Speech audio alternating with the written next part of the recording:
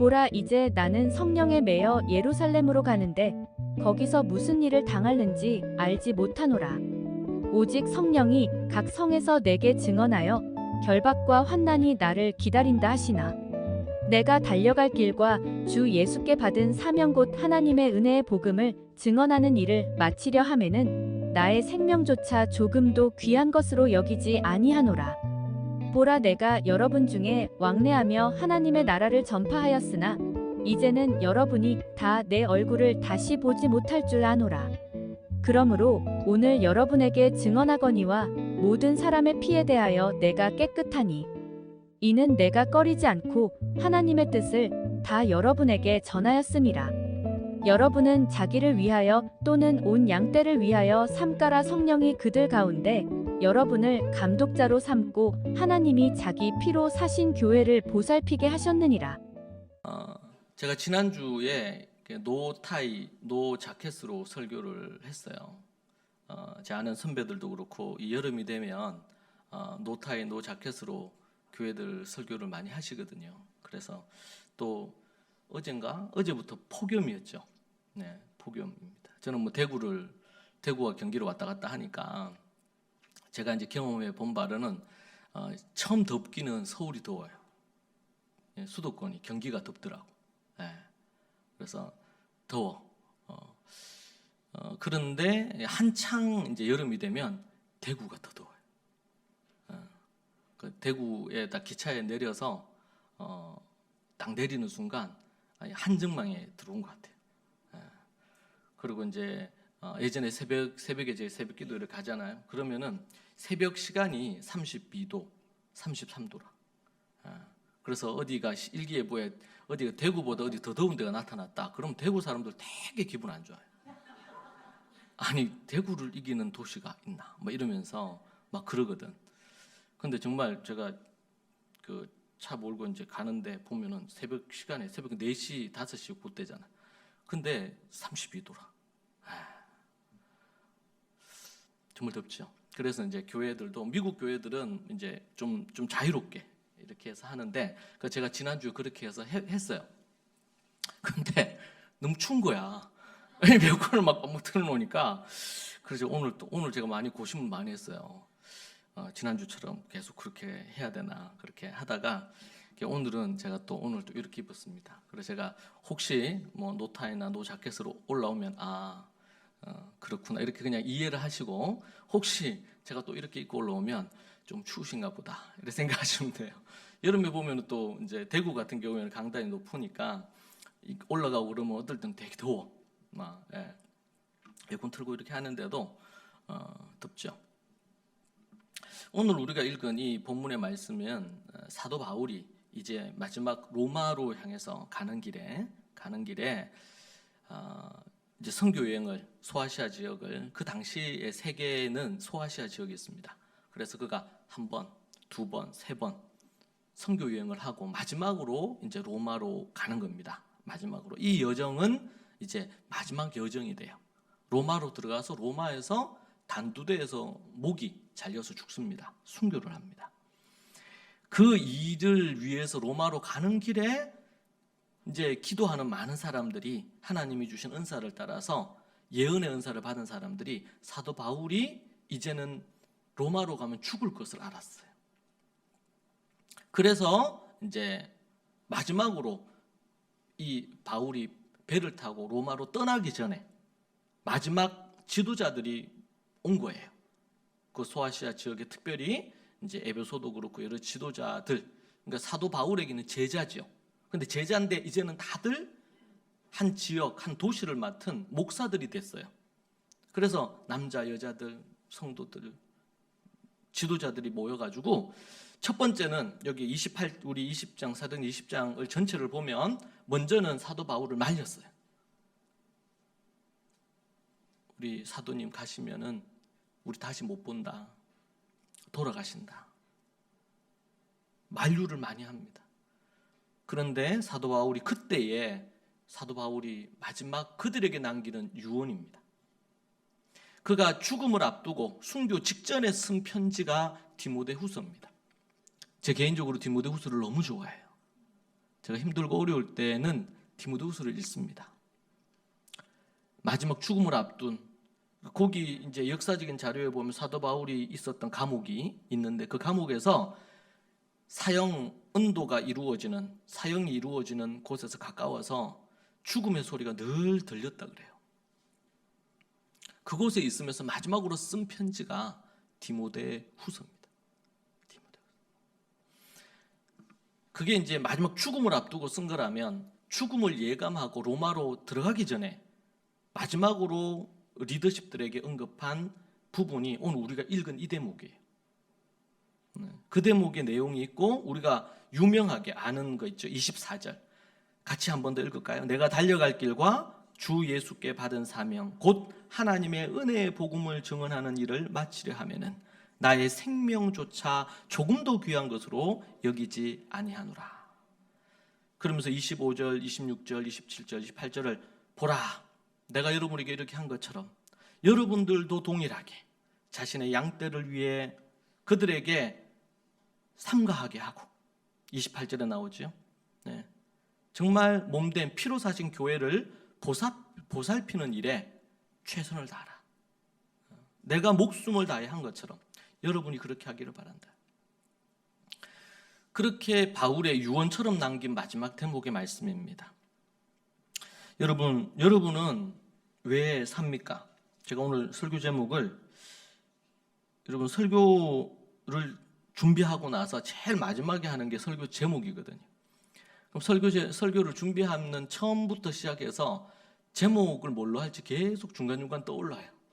그래서 어떨 때는 제목만 10개를 뽑아서 그 중에서 하나를 택하기도 하고 그렇게 합니다. 이번에 제가 당첨된 건 나는 왜 사는가? 나는 왜 사는가? 그 전에 제 제목은 내가 사는 이유, 이 제목으로 하려고 하다가 나는 왜 사는가?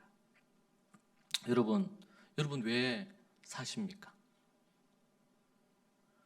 그래서 예전에 돌아가서 우리 고 김수환 추경이 그런 얘기했다 그러죠. 서울역이 어디냐고, 어떤 사람이 서울역 가야 돼요. 서울역이 어디냐고 이렇게 물을 때는 사람들이 친절하게 얘기해 준대요. 여기 가서 여기 골목으로 가가지고 어떻게 가고, 아니면 차를 타고 몇 번을 타고 가고, 아니면 지하철로 어떻게 해서 가면 가는다 친절하게 5분씩 10분씩 설명을 해준다요. 그런데 왜 사냐고 물으면 사람들이 지금 미친놈이 있나? 이렇게 한다는 거예요. 아니, 인생에 있어서 서울역이 어디냐? 이것도 중요하죠. 서울역 가려고 하는 사람한테는. 그런데 그거보다 더 중요한 게 뭘까요? 왜 사느냐? 당신 인생 왜 사냐?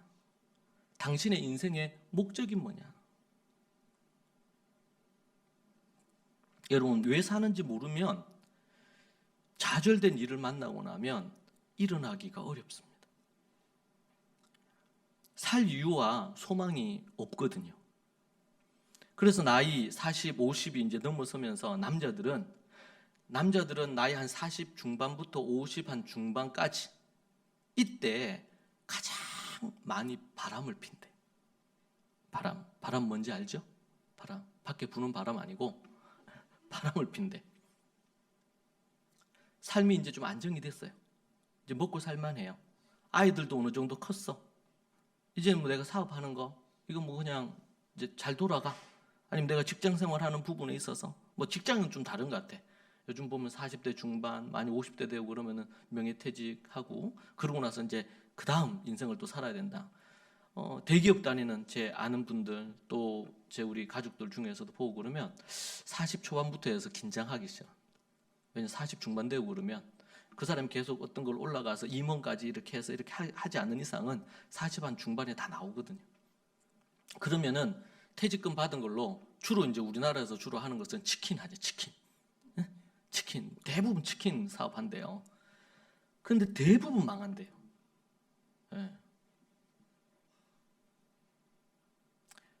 참 쉽지 않죠. 그런데 어느 정도 그래도 40대 중반, 50대가 되면 안정된 상황이 생겨요. 그러면은 이제는 안정됐고 자식도 어느 정도 컸고 뭐 이런저런 부분 어려움이 크게 없다 보니까 엉뚱한 마음이 그때부터 들기 시작하는 겁니다. 그래서 그때 바람을 가장 많이 핀다고 그렇게 이제 통계가 나와요. 여러분 다윗도 보세요. 음제 음욕을 품고 간음죄를 지었습니까? 17살 때부터 해서 도망자 신세해가지고 13년 동안 도망자로 살았잖아요. 그때 사울이 자기 죽이겠다고 막 정치고 나발이고 다 때려치우고 나서 뭐 그냥 다윗 쫓는 것에 온 힘을 다 쏟았잖아요. 이 사울 왕이. 그러기를 13년 넘게 했어요. 그러는 동안 그가 수천 편의 시를 지었습니다. 그때 우리 유명한 시가 있죠? 시편 23편. 여호와는 나의 목자시니. 기가 막힌 이런 시가 나와요. 그가 또 가수잖아. 그런데 그가 음욕을 품고 간음하고 살인을 범하는 이 가장 큰 죄를 계명을 어기게 되는 가장 큰 사건이 뭡니까? 이제는 평안했어요. 자신이 전쟁터에 안 나가도 돼. 대신 요압이라든지 이런 장군들이 나갑니다. 그러면서 자기는 왕궁을 거닐면서 늦게 일어나서 성경에 보면 아주 늦게 일어났어요. 늦잠 잤어요. 그러고 나서는 일어나서 그냥 걷는데 여러분 이스라엘에 가보면 다윗성이라는 거 있어요 지금도. 거기에 이제 다윗성이니까 지대가 조금 그래도 높습니다. 지대가 이제 그 황금돔이 있는 거기보다는 그렇진 않지만 그래도 지대가 낮은 지대는 아니에요. 그러면 그 위에서 왕궁에서 그 위를 거닐다가 보면 다 보인단 말이에요, 밑이. 근데 그때 그가 음욕을 품고 자신의 부하의 아내를 강간하죠. 지금으로 하면 성폭행을 해요. 그러는 사건이 일어나서 그때 이후로 그의 다윗의 인생이 기울어지기 시작합니다. 진정으로 회개해서 시편 51편이 있지만 그러나 그의 인생은 그때로부터 시작해서 더 이상 화려한 어떤 부분들이 별로 없어요. 도망자로 다닐 때, 전쟁하면서 정신없이 보낼 때 큰 죄를 지을 여유가 없었습니다. 그런데 이제 좀 살만하고 이제 평안하고 그렇게 될 때 인간은 죄를 범하게 되는 거죠. 여러분 이럴 때 그래서 조심해야 됩니다. 조심해야 돼요. 한국은 OECD 국가 중 회원국 중에서 자살률이 비정상적으로 높은 국가다. 그렇게 기사가 났더라고요. 비정상적이다. 이게 되게 부각돼서 드러나요. 거의 20년 동안, 지난 20년 동안, 그러니까 한 3년부터 2002년, 2003년부터 지금까지 해서 20년 가까이 부동의 1위 자리를 하고 있는데 그게 뭐냐면 자살률 1위입니다. 전 세계에서 자살률이 20년 동안 1위예요. 딱 한 번 2위를 했어. 2위. 그리고는 19년 동안 단독 1위예요. 남자 자살률이 더 높은 편이라고 해요. 또 여성들 중에서는 젊은 여성들의 자살률이 계속 상승하고 있다고 합니다. 2018년에서 20년 사이에 더 이코노미스트라는 이 부분에서 발표한 거에 의하면 18개국의 자살률을 비교해 봤는데 그 결과가 나왔는데 이렇게 나왔어요. 보통 17개국의 자살률은 인구 10만 명당 4.6명. 그래서 2018년부터 20년 사이에 0.1%가 이제 오른 거예요. 상승했어. 4.6명에서 4.7명으로 10만 명당. 그런데 한국은 같은 기간 10만 명당 자살률이 12.2명. 그리고 2020년에는 16명. 다른 데는 0.1명 올랐는데 그진 4명이 더 넘게 4명 가까이가 오른 거예요. 12.2에서 16명으로 올랐으니까. 다른 나라에 비해서 이 4.6명하고 지금 12명하고는 13배 이상 차이가 나잖아요. 가장 많은 16명으로 하면은 4배 가까이 차이가 나요. 압도적 1위라 그러죠, 이런 거를. 자살률 폭도 굉장히 크게 상승을 했고. 보건복지부에서 발표한 자료에 의하면 자살의 원인이 정신적인 문제, 두 번째는 경제적 문제, 세 번째는 육체적 질병 문제로 압축된다. 가장 큰 문제가 정신적인 문제다. 그렇게 얘기하는 것입니다. 뭐 경제적인 문제도 있고 또 질병, 아프고 힘드니까. 그러니까 노년이 되면은 이제 50대보다 60대가, 60대보다 70대가, 70대보다 80대가 훨씬 더 자살률이 높다 그럽니다. 예. 왜냐면 이제 나이가 들면 들수록 노안이 오지요. 몸은 아프지요. 고독사 이런 거 있잖아요. 제가 우리 대구 교회에서 예전에 있던 그 대명동 거기에서 대명동 지금도 우리가 그 기관의 돈을 계속 대구 교회는 헌금을 하는데 독거노인들 반찬 배달을 하는 제 동기 목사죠. 목사인데 그런 사역을 해요. 사회복지 사역을. 그래서 노인분들을 위한 반찬 배달 사역을 하는 거예요.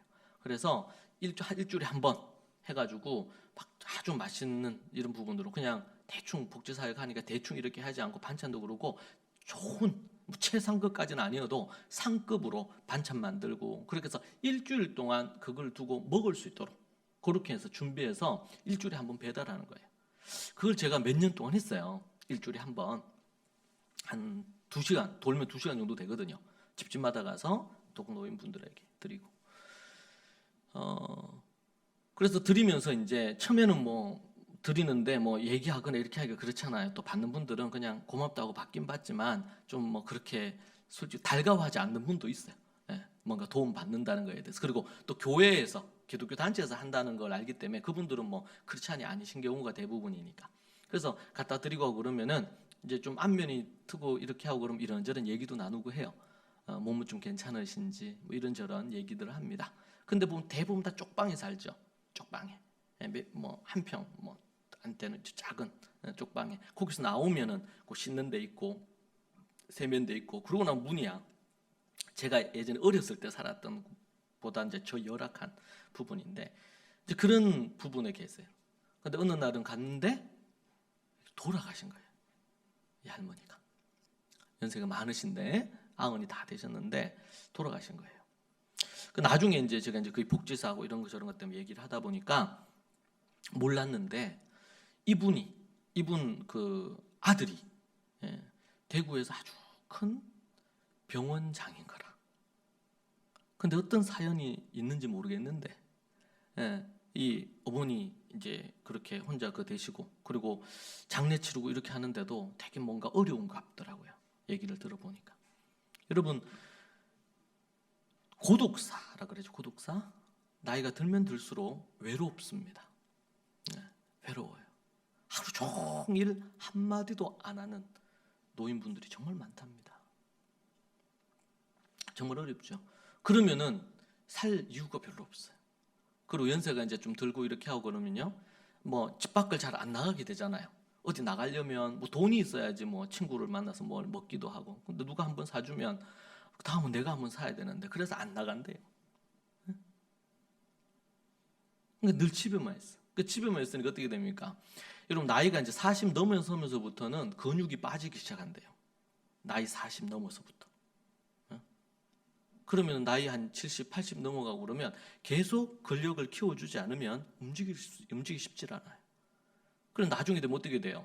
대소변을 받아내야 돼. 그래서 이제 40 넘어가면서부터는 근력 운동을 무조건 해야 된다. 하루에 5분도 좋고 10분도 좋으니까 근력 운동을 해야 된다. 그래서 저도 요즘 하고 있어요. 하고 있는데 안 그러면 왜 어떻게 되냐면 나중에 골치 아파져요. 이게 사람의 생명은 빨리 잘 안 죽어. 웬만해서 잘 안 죽어요. 이제 100세 시대가 돼서 20년 전에 100세 시대가 올라온다 그랬는데 이제 100세 시대가 왔어요. 이제. 최근에는 어느 보험사에서 110세 시대를 맞는 무슨 보험을 내놨어, 상품을. 100세 시대 상품이 나온 지가 몇 년 안 됐는데 이제는 그렇게 된대. 그래서 이제는 예전에는 조선시대만 해도요. 조선시대만 해도 몸 관리를 잘하는 이런 사람들이 40대 중후반까지 살았대요. 그러니까 이제 그냥 대부분 50대 이전에 다 죽어. 그리고 이제 뭐 그렇지 않고 일을 많이 하거나 뭐 이렇게 한 사람들은 30 후반에 죽는 거예요. 평균 수명이 그랬다 그래요. 자료에 보면. 근데 지금은 딱 배가 되잖아요, 배가. 배가 돼. 그래서 나이를 측정할 때 0.7을 곱하면 된대요. 나이가 70이다. 그럼 0.7을 곱해. 그러면 이제 49세인 거지. 49세. 예. 그러니까 여러분 이제는 올해부터 우리나라도 나이가 이제 만 나이 한다 그러죠? 이제 통과됐죠? 시행됐죠, 이제. 만 나이 한대. 그러니까 거의 대부분 한두 살 더 젊어졌어요. 그런데 여기에다가 0.7을 곱해야 된대요. 그래야지 이제 실제 그 나이가 된다는. 우리는 보통 이제 뭐, 제 같은 경우에 제가 어렸을 때만 해도 한 50, 60대 그러면 이제 할아버지, 할머니다 이 생각을 했거든. 근데 어느 순간 제가 50을 훌쩍 넘었단 말이에요. 근데 이거 뭐야, 아직까지, 그러니까 제 같은 경우는 뭐 애를 50으로 하면은 35살밖에 안 된 거예요. 막 한창이지, 아직까지. 예. 0.7을 곱해라. 0.7을 곱해라. 그리고 어떤 분은 그런 얘기 하더라고. 무조건 눈 뜨면 집을 나가라. 예. 나이인데 노인분들은 무조건 눈 뜨면 집을 나가라. 안 그러면 어떻게 해요? 하루 종일 앉아가 소파에 앉아가 TV만 본단 말이에요. 그럼 뭐예요? 근력은 쫙쫙쫙쫙 빠지고, 그리고 식욕이 돋아? 안 돌지. 그럼 뭐야? 소화가 안 되죠. 예? 그러니까 무조건 나가라. 예? 눈 뜨면 나가라. 집. 그리고 되도록이면은 아침에 눈 뜨고 일어났으면 눕지 마라. 어떻게든 계속 움직여라. 안 그러면 어떻게 되냐면 나이 이제 80, 90 넘어가지고 대소변을 받아내야 돼. 움직이지 않아서 근력은 없고, 그럼 어떻게 해요? 힘이 없는 거예요, 이게.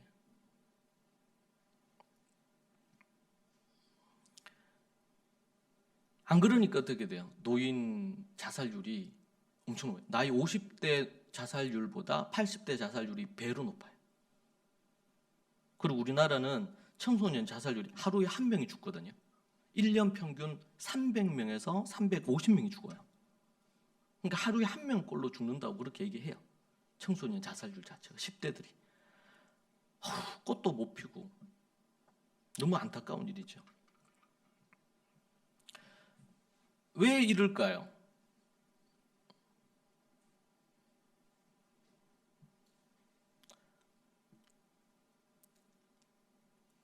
병들고, 아니면 외롭고, 아니면은 10대들이 뭐 어떤 걸로 인생에 벌써부터 여러 가지로 입시 스트레스나 지옥 입시 지옥으로 스트레스로 인해 가지고 누가 얘기를 안 해도 스트레스를 이미 받아 있는 애들을 많이 봐요. 그러면서 자살한다는 거죠. 거기에 가장 큰 요인이 정신적인 문제래요.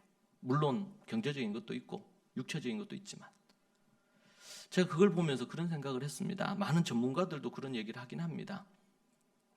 왜 이렇게 독보적으로 한국이 자살률이 높은가? 경제적으로도 10위권 했잖아요. 그 전쟁이 터지고 자식 없이, 남편 없이 홀로 자식들을 키우고 이렇게 했던 50년대, 60년대 정말 어렵고 힘든, 지금 70대, 80대 어른들이 지금의 대한민국을 만들었거든요.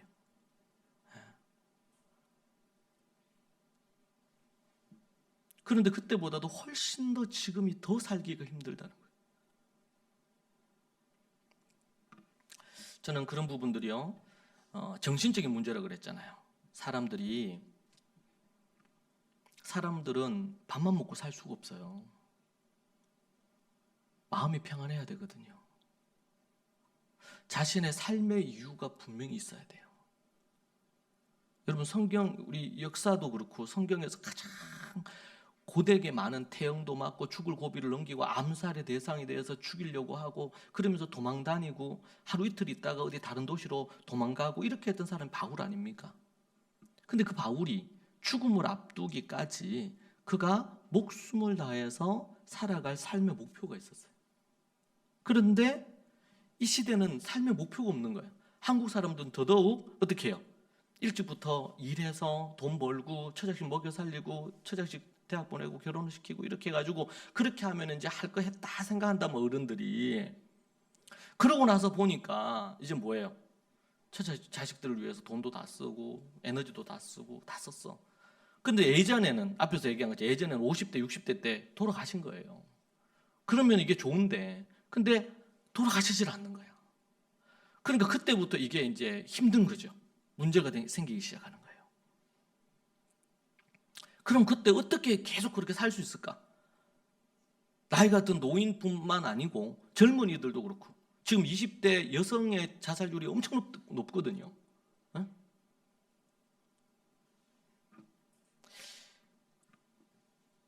이제는 먹는 것도 후해졌어요. 우리나라에서 웬만해서 하루 그냥 두 끼, 세 끼 먹고 사는데 어려움 없어. 그런 경우도 있긴 있겠죠. 근데 예전에 비해서 그런 경우 거의 없어요. 복지의 사각지대라 하지만 어떤 형태로 해가지고 도움을 받으려고 하면 도움 받을 일이 있어요, 분명히.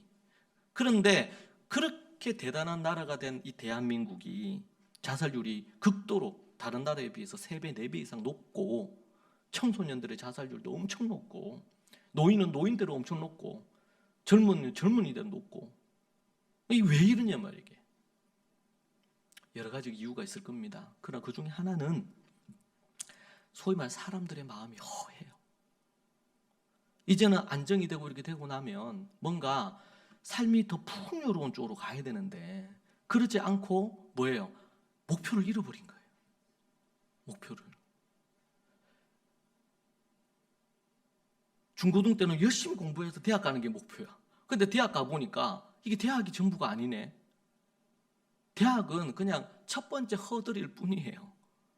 그 넘어왔는데 보니까 대학 1학년, 2학년 때부터 쭉 하고 토플, 토익 공부하고 말이지. 그렇게 해서 예를 들면 어학 연수라도 이런 거 안 갔다 오고 그러면 다 밀리는 거예요.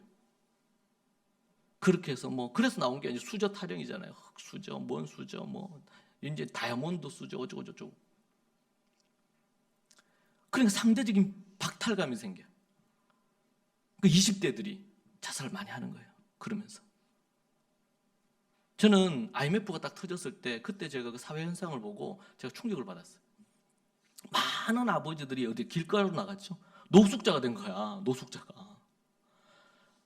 갑자기 회사가 정리해고되고 회사가 망하고 파산하고 이렇게 하니까 다 길거리로 나앉은 거예요. 그때까지만 해도 아버지들이 해서 아버지가 이제 딱 돈 벌어서 집에 주고 자식들 먹고 아내하고 이렇게 이게 이제 아버지들 프라이드였는데 집에다 돈을 못 갖다 주니까 집을 나온 거지. 그러고는 노숙하는 거예요. 그런 사람들이 정말 많았어요. 그리고 그때 엄청 많이 죽었고 자살했고. 그때 저는 그 상황을 보면서 우리 한국 사회가 그때는 제가 지금보다 훨씬 더 젊었지만 한국 사회가 정말 이 기반이 약하구나. 정신적인 기반이 너무 약하구나. 여러분 그런 어려움이 왔다. 그럼 어떻게 해야 될까요? 가족들을 다 모아놓고 지금 우리 상황이 이런 상황이다. 허리를 그냥 확 졸라매고 하루에 한 끼 먹어도 안 죽으니까 하루에 한 끼. 옛날에 보릿고개가 있었대요. 저는 그런 세대는 아니에요. 보릿고개가 있었어요. 먹을 게 아무것도 없으니까. 하루가 어디예요? 하루 한 끼 어디예요? 며칠 만에 한 끼를 먹는 게 힘들잖아. 저는 어렸을 때 여러분 이래 봐도 제가 큰 부잣집의 손자였습니다. 안 믿으시는 것 같은데 진짜예요. 할아버지 때까지 엄청난 부자였어요. 지금으로 하면 몇 조가 될 거야. 그 재산이 그대로 있으면. 근데 할아버지 아버지 때 지나면서 쫄딱 망했어요. 부자가 망하면 3대 어디 간다 이렇게 하더니만 그것도 그 짝도 없어. 제가 어렸을 때 7살, 8살 때 망했어요. 그러고 나서 제 초등 시절에 단칸방에 살았죠. 옥탑방. 소위 말하는 옥탑방. 그러니까 어렵고 힘드니까 부모님들 싸웠어요. 싸울 때 이제 저하고 제 동생이 처마 밑에서 비 오는 날이면 처마 밑에 앉아가지고 밤을 새요. 그런 기억이 꽤 많아요. 그렇게 어렵게 이제 지냈단 말이에요. 근데 어떻게 해가지고 저희 어머니가 이제 하나님 어떤 기회를 주셔가지고 이제 좀 약간 살 수 있게 됐어. 그래서 제가 이제 결혼할 때 저희 어머님이 이제 돈을 한 2, 3천만 원 이렇게 주셨어요. 그렇게 해가지고 작은 아파트를 하나 구하게 됐죠. 아주 외곽지, 대구 외곽지. 거기서 초기에 가정에서 예배 드리고 이렇게 했었어요. 나중에 이제 우리 그 교회 대명동 교회 그거 한다고 해가지고 제가 가진 전 재산이 그거밖에 없으니까 그걸 팔고 거기에다가 한 5천만 원 정도 더 얹어가지고 1억을 작정을 하고 그러고는 뭐 10에 한 7조씩 5조씩 이렇게 해가지고 그렇게 해서 하나님 앞에 헌물로 드렸죠. 그 한 날은 우리 그때 당시에 교회 한 자매가 대구에 어떤 여성들을 위한, 직장 여성들을 위한 이런 그 복지관처럼 해가지고 뭐 다른 도시에서 와서 대구에서 직장 생활하거나 이렇게 하고 그럼 지내는 곳이 있었어. 그래서 그 이제 근데 그 곳에서 이제 뭐 너무 좁은 데 있었는데 약간 넓은 데로 간다고 짐을 옮겨야 된대. 그러니까 그 건물에서 다른 건물인가 이렇게 옮기는데 그래도 그 짐을 그 하나하나 옮기는 게 일이 많잖아요. 그래가지고 이제 도와주러 가려고. 그 제가 그때 우리 지우가 그때가 8살인가 9살 초등학교 1학년 2학년 그때 그 데리고 이제 같이 갔어요. 도와주려고. 그러니까 이사하는데 같이 가려고 하니까 지도 간대. 그래서 같이 갔지. 같이 가서 그걸 하는데 제가 이제 그 너무 작은 데서 이제 좀 더 넓은 데로 간 거예요. 그래 저도 이제 처음 가봤어요. 그렇게 해서 이제 이삿짐을 옮기려고 이렇게 하는데 제 차로 차 있으니까 그렇게 짐을 옮기려고 하는데 해가지고 옮기는 곳으로 갔어. 가서 이제 지우하고 같이 이렇게 들어갔죠. 어디에 짐을 풀어야 되나 이렇게 들어갔는데 그때 지우가 하는 첫 마디가 작아서 더 넓은 데로 오기는 했는데 정말 작은 거예요. 그러니까 지우가 하는 말이 애게게 여기 사냔 말이야. 정말 작긴 작았어요. 정말 작아. 우리 지금 저 뒤에 우리 저 뭡니까 경기교회 저기 유아실보다 더 작았으니까. 거기에 그 졸음방 한 2개 있고 거실 따로 없고 그냥 부엌 있고 요런 아파트 아주 그런 거죠. 그런 데로 이제 근데 그 전에는 더 작아 이게. 그러니까 뭔가 짐을 놓을 수가 없어. 짐을 놓고 짐을 이제 간단히 옆에 놓고 딱 누우면 딱 맞아 이게. 그런 공간이었어. 근데 그걸 처음 본 거예요 얘는.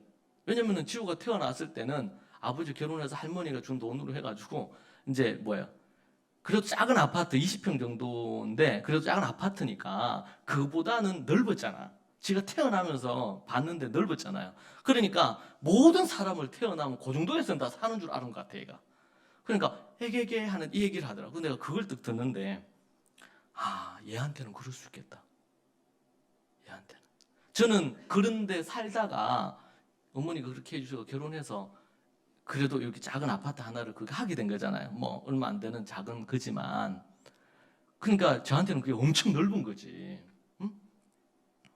근데 얘한테는 그래. 그때 그걸 딱 들으면서 그렇구나. 저는 이제 집이 망해서 어쩔 수 없이 이제 고생을 했고 만약 그렇게 안 망했으면 제가 목사 될 일도 없었어요. 망하고 이렇게 하니까 이제 주님 만나게 되고 교회 나가기도 이렇게 되면서 이제 목사가 된 건데 그러면서 그런 생각이 들었어.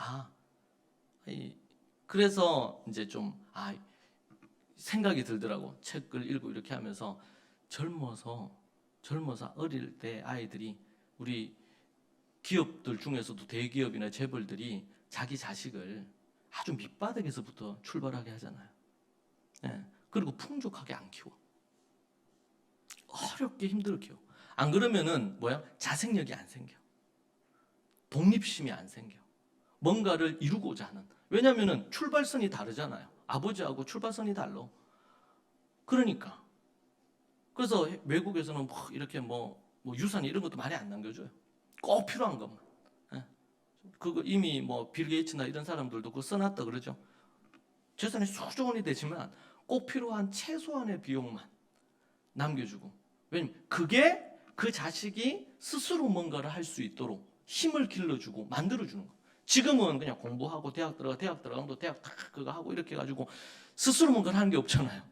그러니까 고생을 안 해봤기 때문에 고생한 사람들의 없는 사람들의 심정도 모를 뿐만 아니고 그리고 스스로 자기가 일어서려고 하는 욕구도 없는 거예요. 여러분 100만 명이 명문대를 졸업하고 나서 100만 명이 실업자예요. 그리고 그 사람들이 뭐예요? 부모한테 들붙어서 살아요. 일 안 하면서 돈 받고 용돈 받고 이렇게 해서. 그래서 어떤 분이 교직 생활을 했어. 부부가 교사라. 그래서 은퇴해가지고 은퇴해서 이제 그렇게 그렇게 했는데 교직 생활을 은퇴하고 하니까 연금이 한 6, 700이 나온대요, 한 달에. 근데 너무 짜쳐, 소위 말해서 짜쳐, 힘들어. 왜 그런가 보니까 자식이 2명 있는데 이 자식이 명문대를 졸업했는데 직장 생활을 안 하는 거예요. 자신들이 원하는 어떤 그 기업이 있는데 거기는 못 가고, 그런데 힘들고 어려운 일은 안 하고 싶고, 그러니까 뭐 준비한다는 핑계로 해서 5년, 10년 넘게 집에 그냥 부모님 밑에 불 붙어 있는 거예요. 그러니까 걔 애들 아이 한 명당 300만 원씩 든대. 그러니까 빈곤한 거예요, 이 부부는. 여러분, 이런 케이스가 100만 명이래요. 자식들이. 와, 이게 너무 놀랍죠. 그러니까 절대로 자식을 여루 키우면 안 돼요. 그러면은 독하게 인생을 살질 않아. 예. 이거 분명한 진리예요, 이게. 그걸 제가 어떻게 아냐면, 저희 삼촌들도, 저희 아버지도 그렇고, 저 삼촌들도, 제 아버지가 대학생 때, 지금 대한통, 지금 KTX 때 있죠. 대한통운 사장을 하셨어요. 대학생 때. 경상도 그쪽 지역에 대한통운 사장 하셨거든. 그때 차를 몰고 다니셨으니까. 대학생 때. 그런데 집안이 망했잖아요. 그러니까 제 삼촌들도 그렇고 인생을 헤매는 거예요. 왜냐면은 옛날에 그 화려했던 걸 아니까 지금 이게 성에 안 차는 거예요. 만약 그렇게 됐을 때 어떻게 해야 돼요? 막노동이라도 한다든지 이렇게 해가지고 먹고 살아야지. 전투력이 있어야 되는데 삶에 전투력이 없는 거예요. 왜? 그냥 도련님 하면서 이렇게 다 집에서 막 집에 있는 사람들이 뭐 수십 명, 수백 명 있어가지고 다 집안이라고 뭐 이렇게 해서 다 챙기고 이렇게 했는데 어느 순간에 망하고 나니까. 근데 저는 그런 기억이 없단 말이에요, 저는. 완전히 망한 상태에서 제가 자랐으니까. 그렇게 보면 지나고 나서 저는 그래서 어렵거나 위기가 오고 그러면 강해져. 근데 저도 이제 나이 들고 그러니까 그건 또 쉽지 않더라고.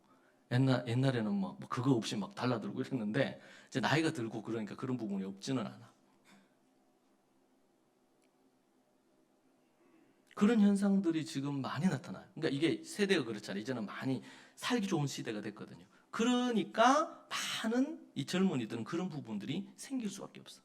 그래서 이런 재벌들이나 대기업 자식들 이런 경우는 어릴 때부터. 그리고 보면은 기업에 있어서도 뭐 첫째고 둘째고 셋째고 간에 경쟁시키죠. 예. 마지가 기업 물려받는 게 아니야.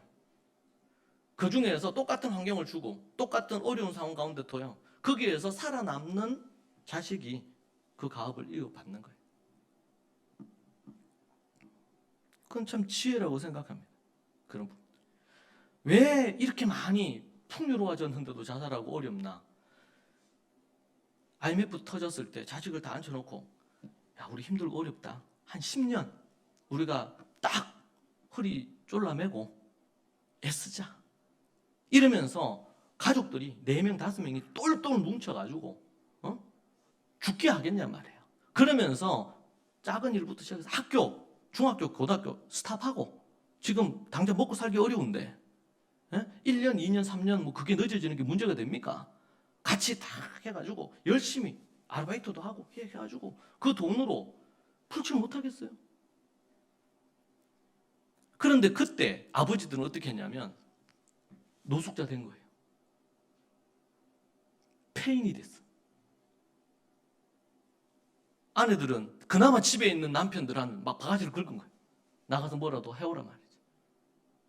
자식들은 돈 아버지 보러 오고 이렇게 할 때는 좋은 아버지지만 돈 못 보러 오고 자기 학교 가서 뭘 해야 되는데 아니면 자기 뭐 좋은 메이크 신발 신어야 되는데 줄 돈이 없지.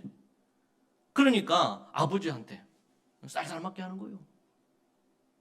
그래서 가정이 와해돼 버린 거야. 그러니까 자살하고 자살 뭐 수도 없이 자살했죠. 그때. 정신적으로 건강하고 위기를 넘길 수 있는 이런 힘과 능력과 이런 게 준비 안 돼 있으면 위기가 딱 오면 딱 드러나요. 위기가 딱 오면 딱 박살나는 거예요. 그러나 아무리 가난하고 힘들고 어려워도 정신력이 받쳐주고 생각이 건강하고 이런 부분들이 딱 있으면 어떻게 해요? 그 위기를 뚫고 가는 거예요. 그런 가정만 살아남은 거예요. 그런 가정만, 그 위기에 있을 때. 뭐 있는 사람들에 상관없는데 대다수의 7, 80% 이상이 IMF 터졌을 때 난리가 났잖아요. 뭐가 중요합니까? 정신력이란 말이지. 마음이에요. 마음이 건강해야 돼요. 마음이 강해야 돼요. 어? 그런 부분을 만들어내지 못하면 결국 어려워요. 근데 우리가 그러고 있냐 말이죠. 우리가 그러고 인생에는 실패가 없대잖아요. 성공과 실패가 아니고 실패는 없어. 과정만 있대잖아요. 어려움을 만나면 그 어려움을 어떻게 이겨낼 건가? 여기에 초점을 맞추고 달라들어서 그거를 돌파해서 이겨내야 돼요. 심지어 예수님 안 믿는 사람들에게도 그런 거 회자돼요. 인생에는 실패가 없다. 과정만 있다. 우리 크리스찬들은 더더욱 그렇지. 실패는 없어요. 그리스도 안에서 우리는 다 온전해졌죠. 근데 상대적으로 우리가 뭐 돈이 없니, 가방끈이 짧니, 내가 뭐 어떠니 이런 것으로 사람들이 너무 많이 상대적인 빈곤감 많이 가죠. 그리고 어려움이 오고 그러면 그 어려움을 이기기보다 쉽게 인생을 포기한단 말이에요. 그래서 자살률이 높아. 우리나라 사람들이 OECD 국가 중에 제일 책을 안 읽어요. 책을. 물론 우리가 성경 읽어야 돼요. 크리스찬들은 성경. 그러나 책도 읽어야 돼. 책도. 성경도 보고 좋은 책들, 고전도 읽고 인문학 책도 읽고 나오는 좋은 책들, 뭔 책을 읽어야 될지 모르겠다. 그러면은 저한테 오세요. 제가 얘기해 줄게요. 리스트 뽑아줄게요. 한 권 한 권 읽으시면 돼. 저한테 오기도 좀 얘기하기 좀 부끄럽다. 그러면 서점에 가. 가서 베스트셀러 중에서 마음에 드는 거 뭐 10가지 있으면 그 중에 하나 딱 골라서 읽으세요. 책은 마음의 양식이래잖아. 마음의 양식. 그죠? 마음의 양식. 마음을 풍요롭게 한단 말이에요. 네? 학생들 우리 그 앞으로 더 이런 것들을 많이 하게 될 건데 책 읽는 거 우리 하브루트 하잖아요. 책 한 달에 한 권 정해야지. 그 정하고 나면 그 책을 읽어. 숙제를 하기 위해서 읽지 마라 그래 학생들한테. 책은요, 그 책을 통해 가지고 어떤 전기를 읽었다. 그럼 그 사람을 만나는 거예요. 아니 뭐 어떤 책을 읽었다, 수필을 읽었다, 아니 뭐 어떤 소설을 읽었다. 그러면은 그 속에 그 인물, 아니면 그 어떤 사람, 등장 인물 통해 가지고 갖는 그 사람에게 배울 것들이 있죠. 아, 나는 저렇게 하면 안 되겠구나. 똑같은 위기가 왔는데도 유럽이나 이런 부분하고 우리나라하고 처하는 방식이 다르단 말이에요. 왜 그래요? 마음의 양식이 부족한 거예요. 그래서 책을 읽어야 돼요. 여러분, 제가 어느 도서관에 인터넷 사이트에, 도서관 사이트에 딱 들어가니까 이런 게 있습니다. 이달의 명언, 이렇게 해가지고 이런 게 있어요. 불의로 취한 재물은 끓는 물에 뿌려지는 눈과 같고 뜻밖의 얻어진 논밭은 물살에 밀리는 모래와 같다. 한 번 더 읽어드릴까요? 불의로 취한 죄물은, 그러니까 불의하게 취한 죄물은 끓는 물에 뿌려지는 눈과 같고, 스노우, 눈과 같고, 예. 뜻밖의 얻은, 갑자기 뭐 어떤 횡재해가지고 얻은 논밭, 재물은 물살에 밀려나는, 모래성 만들어놨는데 물이 싹 들어오면 어떻게 돼요? 예? 모래가 허물어져 버리잖아요. 아무리 멋지게 만들어놔도. 이달의 명언, 이게 나오더라고요. 불의에 취한 재물은 끓는 물에 뿌려지는 눈과 같고 뜻밖의 얻어진 논밭은 물살에 밀리는 모래와 같다. 이게 어디 나오는 거냐? 명심보감에 나오는 글입니다. 명심보감. 여러분, 이런 글을 읽으면 우리 좀 마음에 좀 다가오죠? 응? 불의로 취한 재물은 끓는 물에 눈이 녹듯이 녹아버린다는 거예요. 그리고 정말 땀 흘려 수고해서 얻은 재물, 뜻밖의 얻어진 논밭은 물살에 그냥 밀리는 모래처럼 허물어지는 게 재물이라는 이런 의미지요. 참 얼마나 좋은 글귀예요. 이런 글귀를 적어두고 한 번씩 보는 것은 우리의 마음에 유익함을 줄 겁니다. 논어에 나오는 한자 성어 중에 이런 게 있다 그래요. 삼인행 필요아사라고 합니다. 삼인행 필요아사. 이 말은 어떤 거냐면 세 사람이 갖고 있던 그 중에 한 사람은 내가 그 사람에게 뭔가를 얻을 스승이 거기 있다. 이런 말이거든요. 이거 들어보셨죠, 한 번은? 응? 세 사람이 있으면 그 중에 한 사람은 나의 스승이 있다. 이런 말이거든요. 삼인행 필요 아사언에 전문으로 하면 택기선자 이종지, 기풀선자 이계지 이렇게 이제 얘기를 하는데 착한 것을 보면 갖기를 생각하고 착하지 못한 것을 보면 안으로 스스로를 살피라. 세 사람이 있으면 그 중에 한 사람은 내 스승이 있는데 그 사람을 보면서 그 사람들을 보면서 그 사람에게 뭔가 착한 것이 있으면 내가 따르려고 하고 그렇지 않는 것을 보면 어떻게 해요? 응? 내 스스로를 살펴서 그 사람처럼 되지 않으려고 하라. 그런 말을 한단 말이에요. 남의 흉 보지 말고 자신의 어떤 허물을 보고 그렇게 살아라. 이런 우리나라의 말도 있는 것처럼 이런 말이 있어요.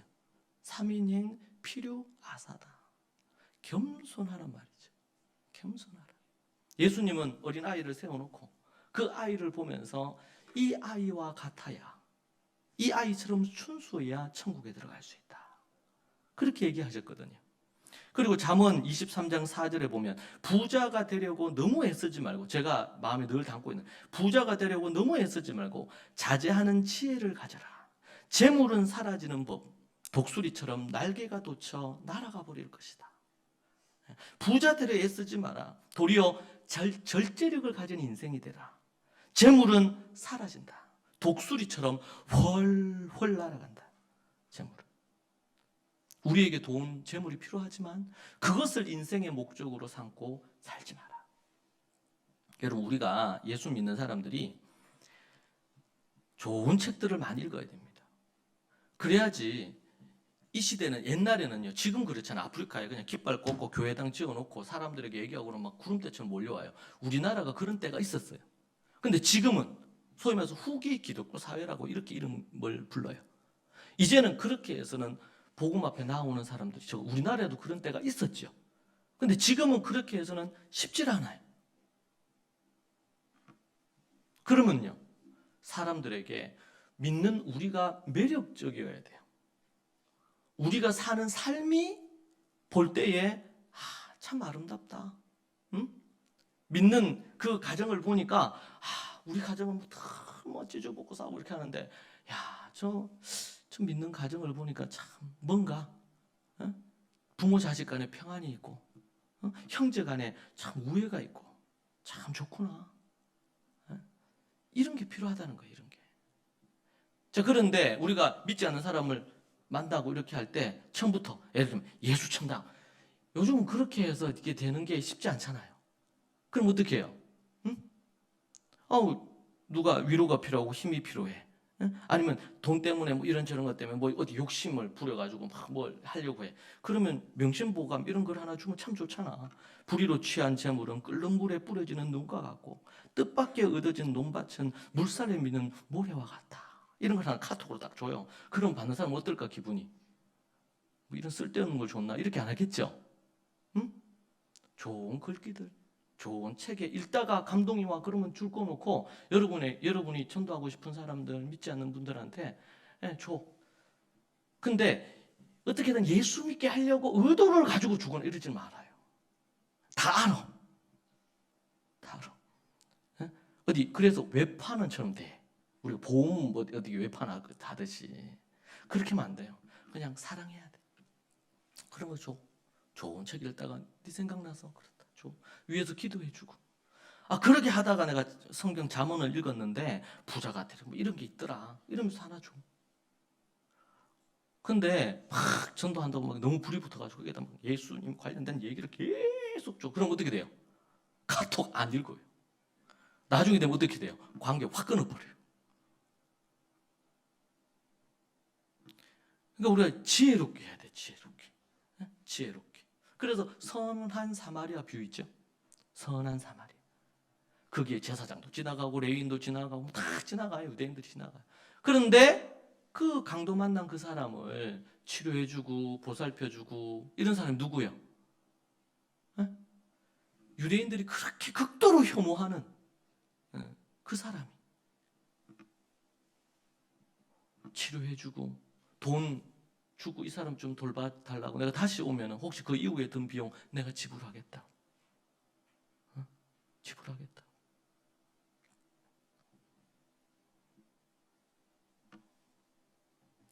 여러분, 우리 인생의 목적을 뭘로 두고 우리가 살아야 되느냐라고 할 때에 우리가 말씀의 사람이 돼야 되거든. 이 말을 다르게 보면 주야로 그 말씀을 묵상하는 사람이 돼야 돼요. 그래서 하나님의 말씀 묵상하면서 이 말씀이 내 안에 계속 자리를 하고, 또 뭐야? 그러면서 말씀뿐만 아니고 이 말씀은 또 좋은 이런 글들, 좋은 책들하고도 이게 뭐야? 공통 부모들이 꽤 많어. 그죠? 그러니까 우리 예수님 믿는 우리들끼리는 말씀으로만 교제해도 충분해. 어떤 경우는. 그런데 믿지 않는 사람들을 대할 때는, 그래 고구마 전도 왕 이런 분 있잖아요. 고구마 전도 왕. 이게 쉽게 표현하면 고구마가 익었는지 안 익었는지 찔러보고 거기에 맞춰서 전도한다는 거예요. 찔렀는데 막 안 들어가 이게 새꼬챙이가. 그럼 어떻게 해요? 아니 뗀뗀하단 말이지. 그럼 어떻게 해야 돼요? 거기에 예수 천당 막 불신지옥 이렇게 하고 그러면 사람이 막 감동을 받아 성령이 임해가지고 예수님 딱 믿습니까? 그렇지 않잖아요. 그렇지 않잖아요. 그 사람이 과거에 어떤 뭐 교회에 대한 상처가 있을 수도 있고 막 이렇게 막 강하게 거부하시는 분들, 그런 분들이 있을 수 있거든. 준비된 영혼들에게는 복음을 잘 설명해 줄 수 있죠. 그렇지 않을 때는 상황을 보고 할 때 좋은 책, 좋은 삶, 좋은 이야기 이런 것들이 그들에게 감동을 줘요. 여러분, 우리 인생의 목적 첫 번째는 뭐냐면 하나님의 말씀의 사람 되는 거예요. 제가 이스라엘 갔을 때도 놀랐던 거는 백발의 노인인데요. 회당에 아주 크게 해서 성경을 읽고 기도하고 이렇게 하시더라고. 네?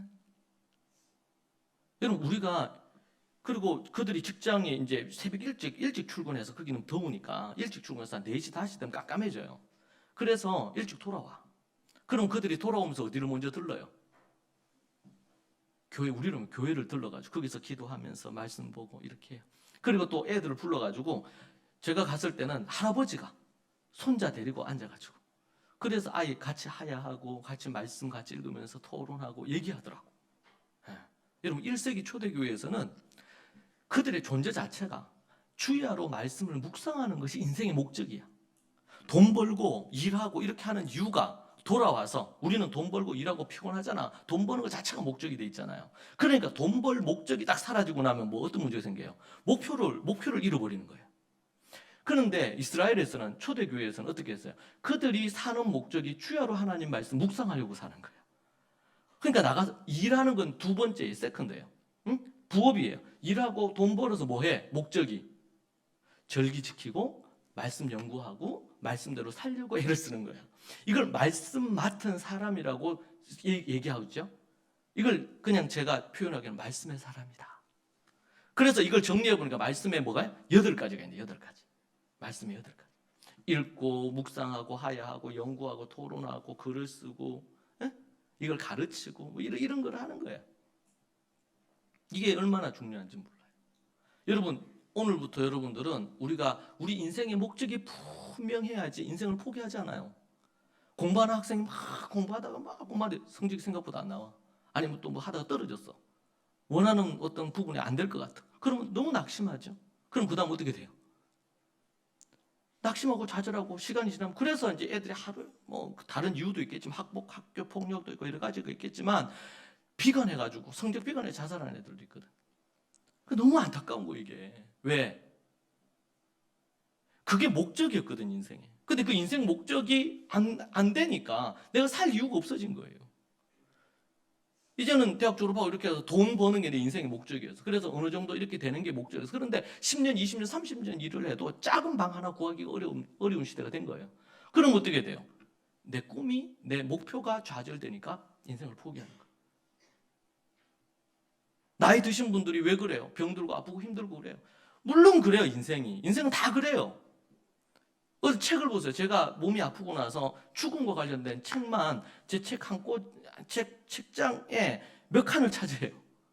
읽었어요. 죽음이 뭐냐. 근데 그게 다 나오는, 저는 그때까지 몰랐거든요. 죽음은 물론 죄로 인한 결과기도 해요. 그러나 그렇게 된 인간에게는 어떻게 해요? 봄, 여름, 가을, 겨울이 있듯이 우리 인생에 봄이 있는가 하면 여름이 있고 가을이 있고 겨울이 있어요. 그래서 미국이나 이 기독교 국가를 중심으로 유럽에서는 죽음학이라는 게 있어. 초등 때부터 가르쳐요. 초등 때부터. 인간은 죽는다. 매일 죽을 것처럼 오늘을 살아라. 여러분 내일 죽는다 그러면 오늘 뭘 할까요? 딱 24시간 여러분에게 남았다 인생에. 그럼 뭘 하시겠어요?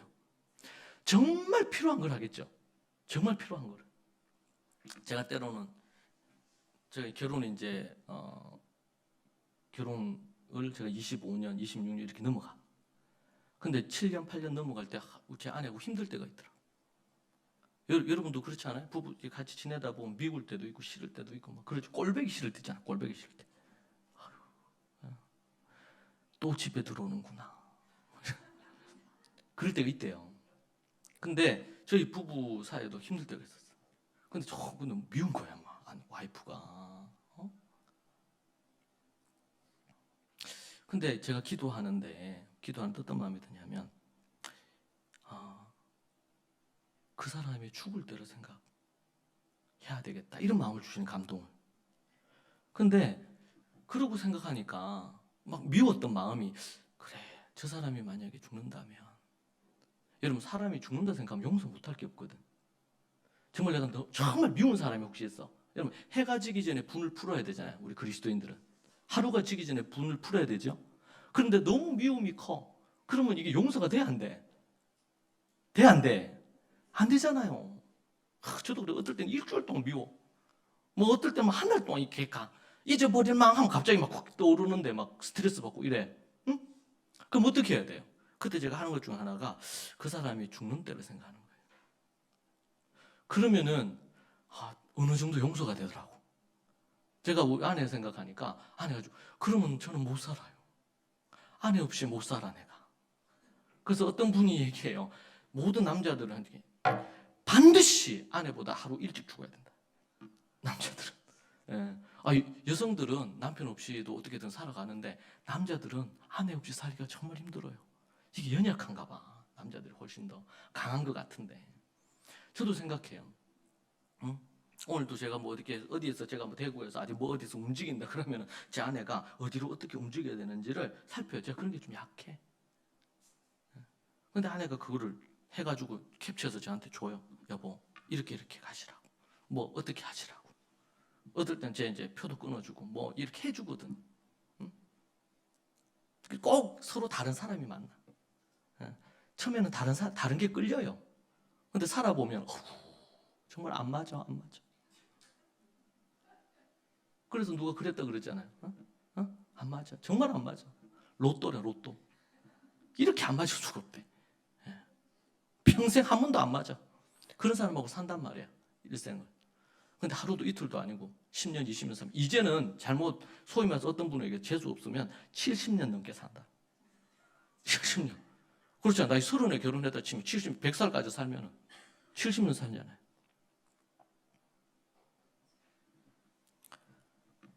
우리의 인생의 목적을 여러분 책을 읽는 것이 인생의 목적이 되세요. 성경책. 두 번째는 좋은 책들. 그런 걸 읽으면서 여러분의 마음을 풍요롭게 하고 여러분의 인격을 성숙시키십시오. 이것이 인생의 목적이다. 삶의 목적이 달라야 되는 거예요. 삶의 목적이. 두 번째는 뭐가 이제 삶의 목적 중에 하나는 크리스찬들은 선행을 베풀어야 돼요. 여러분 사람이 살다가 죽어요. 그런데 죽고 나면 하나님 앞에 갔을 때 몇 가지를 묻는데요. 그 중에 한 가지가, 세 가지가 있는데 그 중에 한 가지가 선행이래. 네가 얼마나 착한 일을 하고 왔느냐. 그죠? 산상수훈에서도 얘기하셨죠. 하나님께서 우리를 택하신 이유가 주여 주여 하는 자가 예수님 믿는다고 주여 주여 하고 내가 뭐다 이런 얘기 아니고 하나님의 뜻대로 행하는 자가 천국에 들어간다 말이에요. 천국에 들어간다. 착한 일에 제가 이제 이런 설교 준비를 하면서 뭐 관련된 영상도 찾기도 하고 뭐 이렇게 하거든요. 근데 거기 보니까 어떤 노인이 있는데 외국에서 마트 같은 데서 카트를 미는데 너무 힘이 없어 보여. 근데 카트를 밀고 가는데 지나가는 이 한 7살, 8살 된 애가, 여자 소녀가 그 할아버지를 보고 웃은 거예요. 네? 인사하면서 웃은 거예요.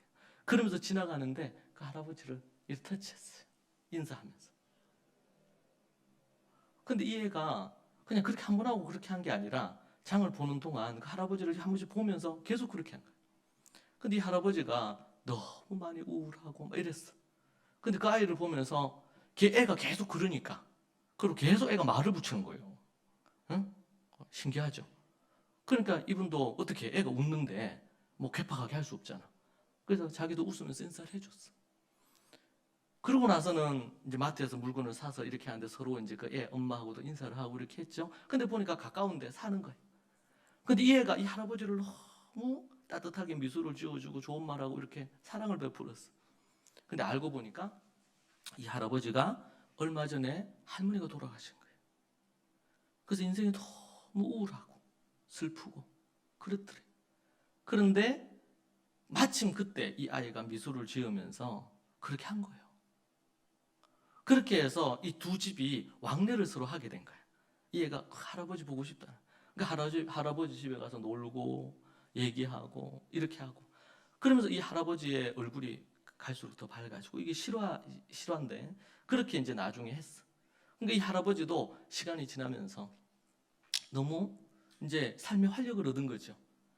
그 할아버지가 뭐라고 했냐면 자기가 그때 이후로 자기가 살게 된 것이 얘 이름이 노라인데 노라를 보는 것이 내 낙이다. 그래서 그 애가 오고 그러면 같이 이제 놀고 같이 뭐 산책도 하고 강아지 데리고 같이 놀고 그렇게 해서 이 할아버지가 이제 몇 년 후에 돌아가셨어. 근데 이 애가 이제 초등 이제 중간 정도 됐겠죠. 그래서 얘가 그 할아버지 죽음을 그렇게 애통해하면서 그 할아버지한테 마지막으로 편지도 쓰고 이 할아버지가 죽기 전에 이 노라에게 또 편지를 쓴 거예요. 따뜻한 미소 하나, 인사 하나가 때로는 좌절하고 절망하고 있는 한 사람의 마음을 이렇게 세우기도 해요. 이렇게 세우기도 합니다. 선한 사마리아인이 얼마나 그 사람이 고마웠겠어요. 강도 만난 그 사람이 그렇게 그냥 뒀으면 죽을 사람 아닙니까? 그런데 상처를 치유해주고 자기는 또 일이 있으니까 비즈니스가 있으니까 가는 길에 그 숙박시설에다가 맡기고 돈을 주고 여러분 우리가 이 세상이 참 강팍하죠. 그런데 때로는 돈 안 드는 미소 하나로도 사람에게 위로와 힘을 줄 수도 있어요. 작은 뭐 하나 이런 부분으로도 여러분들 도울 수 있어요. 여러분 우리 교회가 지금 우리 대구 교회도 이제는 코로나도 풀렸고 이렇게 됐으니까 대구 교회도 그렇고 그 숙천동에 혁신도시 쪽에 우리 초월은 이 초월 우리 인근에 우리 교회가 뭐 여러 가지로 우리가 할 수 있겠지만 이 지역에 필요한 게 뭔지를 우리가 살피면 좋겠어요. 이곳에도 분명히 어렵고 힘든 분들이 있을 수도 있고 우리의 도움이 필요한 부분이 있을 수 있죠. 그런 부분을 어디 뭐 주민센터를 가 동사무소에 가든지 이렇게 하셔가지고 우리 김종주 성도님 몇 분이 그렇게 하셔서 뭔가 우리가 이 선행을 행할 수 있는 너희가 소금과 빛이 되라. 이 소금이 뭐냐? 빛이 뭐냐? 착한 행실이라.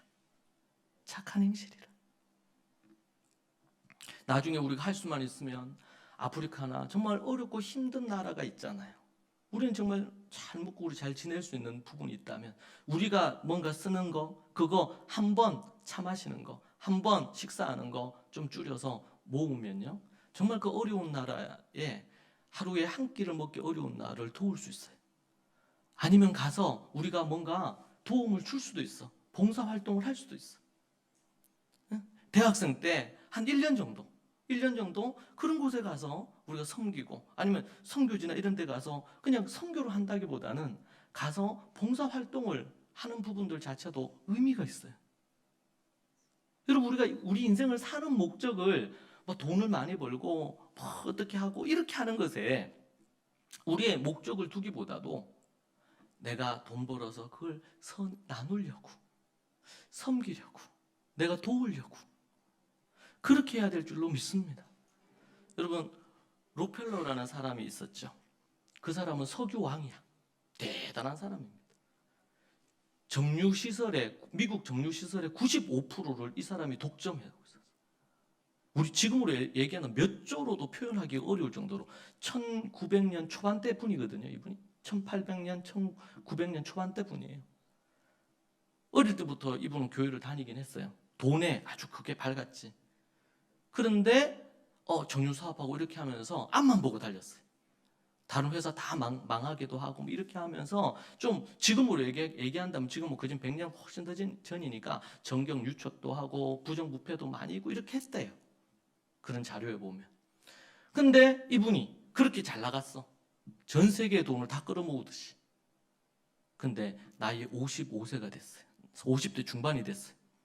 지치고 힘들어서 50대부터는 이제 좀 물려주고 나는 좀 쉬어야 되겠다 생각했는데 55세에 암이 발병한 거예요. 그래서 병원에 갔는데 의사 선생님 만나고 얘기하는데 1년을 살기가 어렵다. 이렇게 얘기 들은 거예요. 청천벽력과 같죠. 그래서 병원에서 나오는데 그 로비에 탁 나왔는데 너 얼마나 이게 당황스럽겠어요. 근데 거기에 병원에 그런 게 걸려 있대요. 받는 사람보다도 주는 자가 행복하다. 이런 글귀가 있더래요. 근데 그거를 딱 보는데 지금 또 상황이 자기가 이제 시한부 인생이야. 1년밖에 못 산. 근데 그걸 딱 보는데 너무 감동이 된 거예요, 마음. 뭔가 확 다가왔어.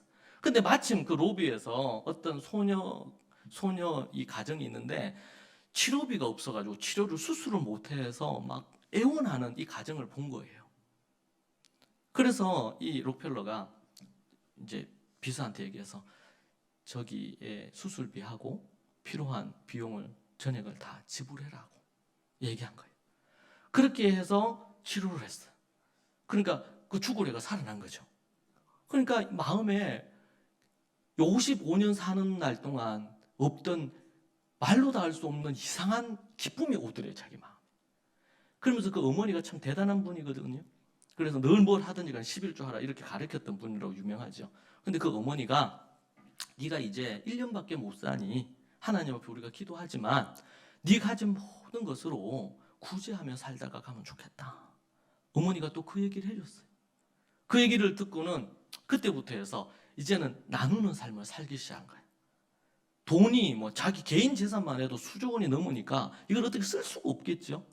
그렇게 해서 이제 어느 목사님 한 분을 세워가지고 그 목사님을 통해 가지고 이제는 자선 사업을 시작한 계획을. 그래서 지금 뭐 록펠로 재단이 있어요. 뉴욕에 가면 제가 갔었는데 록펠로 그 기념관도 있고 메모리얼 그것도 있고 거기에 있어요. 그리고 그걸로 해가지고 우리 소위 말해서 시카고 대학을 이분이 세웠거든요.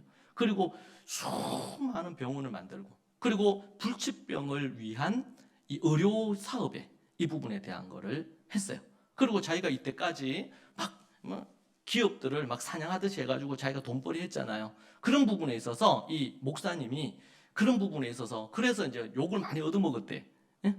록펠러가. 그런데 그런 분들을 도울 수 있는, 함께 연대해서 사업할 수 있는 이런 것들을 또 만들고 이렇게 해서 그의 평생 그의 그 재산을 갖고 그렇게 했어요. 몇 년 산다 그랬어요, 이 사람이? 1년 시한부로 그랬죠.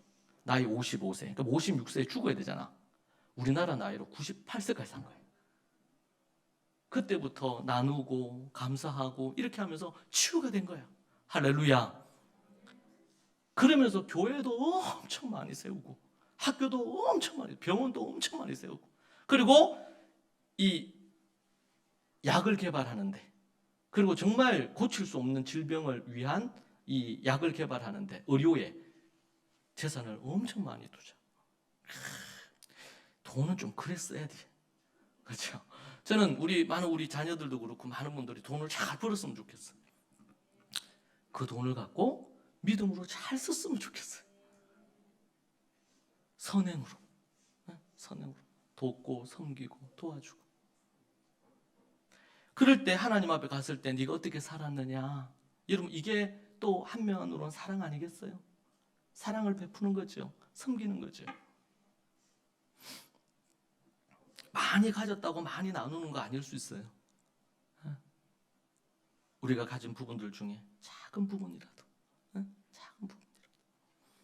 사랑하는 여러분, 우리가 우리 인생의 목적을 분명히 해야 됩니다. 사도 바울은 그 목적이 있었기 때문에 죽음도 두려워하지 않고 로마로 갔고, 그리고 한치 죽음을 앞두고도 그가 디모데 후서를 쓰면서 비전과 꿈을 나누었어요.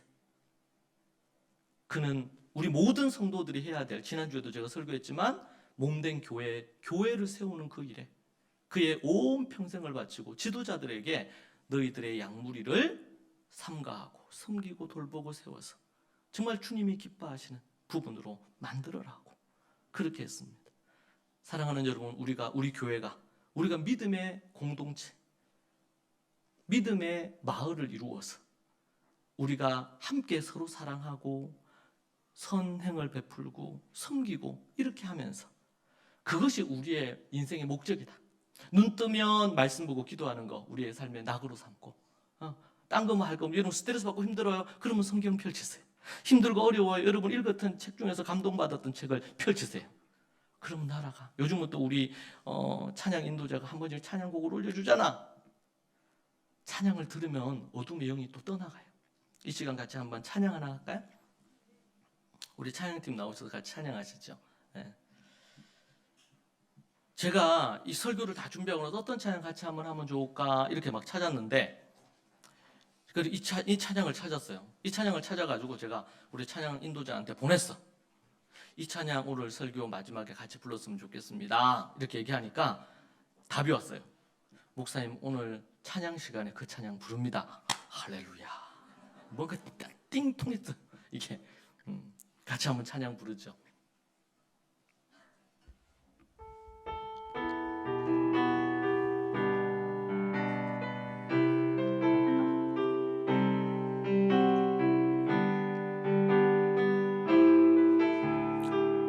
하나님의 부르심에는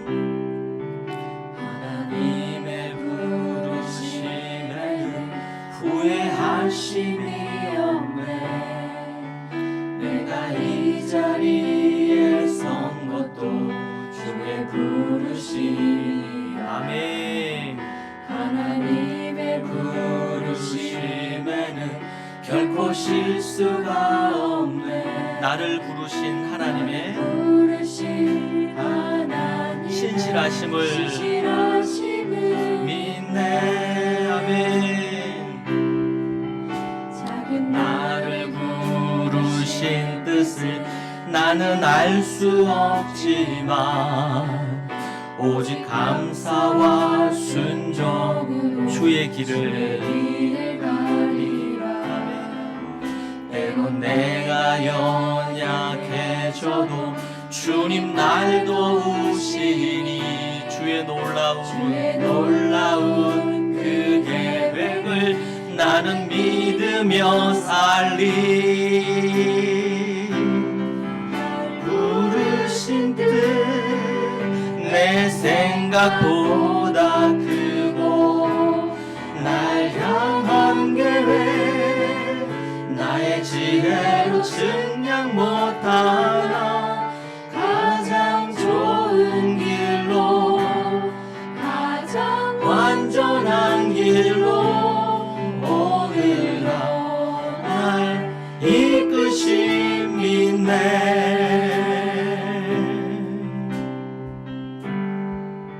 이 시간 같이 우리 한번 기도하면 좋겠습니다. 이 시간 기도할 때에 내 인생의 목적이 무엇인가? 내가 왜 사는가? 내가 무엇을 위해 사는가? 우리 자신 돌아보면 좋겠습니다. 이 시간, 그리고 하나님, 주님 크게 한번 우리가 부르고 한번 기도하십시다. 혹시 내가 내 목적, 내 인생의 방향을 잃어버린지, 눈 뜨니까 어쩔 수 없이 살고 하루하루 어쩔 수 없이 그렇게 살아가고 있지 않는지, 아니면 내가 그 목적을 향하여, 삶의 목적을 향하여 하나님의 말씀을 따라 내가 성숙하고 성장함을 위하여, 그리고 사랑으로 베풀며 선행을 행하기 위하여, 그리고 내가 몸된 교회를 세우는 일을 위하여 바울처럼 그렇게 우리가 삶을 살아가고 있는지 우리 자신을 돌아보며 한번 합심해서 한번 우리 기도하면 좋겠습니다. 같이 기도하십시다. 주여, 오 하나님 아버지, 주님 붙들어 주옵소서. 오 하나님 아버지, 주님 역사하여 주옵소서. 주님 주시는 은혜와 능력으로 서기를 소망합니다. 아버지 하나님, 주님 붙드시기 원합니다. 오 하나님 아버지, 주님 인생의 목적을 향하여 믿음으로 나아가기를 원합니다. 내가 선행을 행하며 누군가를 위해 기도하고 사랑하는 삶을 살기 원합니다. 우리 믿음의 식구들이 주야로가 하나님의 말씀을 묵상하며 그 내면을, 마음을 탄탄히 만들어 하나님이 기뻐하시는 인생, 누군가에게 희망을 주고 꿈을 주고 비전을 주는 인생 되기를 소망합니다. 아버지 하나님 도와주옵소서. 우리가 이 지역사회에 빛이 되고 또 그들을 섬기기를 원합니다. 그들을 돕기 원합니다. 아버지 하나님, 주님 붙들어 주시고 인도해 주옵소서. 오 하나님 아버지, 주님 붙들어 주시옵소서. 오 하나님이여, 은혜를 내려주시고 몸된 교회를, 믿음의 공동체를 만들어 아버지 세상의 영향을 받지 아니하고 세상을 아버지 하나님이여 거스르며 세상을 섬기고 세상을 변화시키는 그런 교회를 우리가 아버지 하나님 섬기고 세울 수 있도록 주님 도와주시고 인도하여 주옵소서.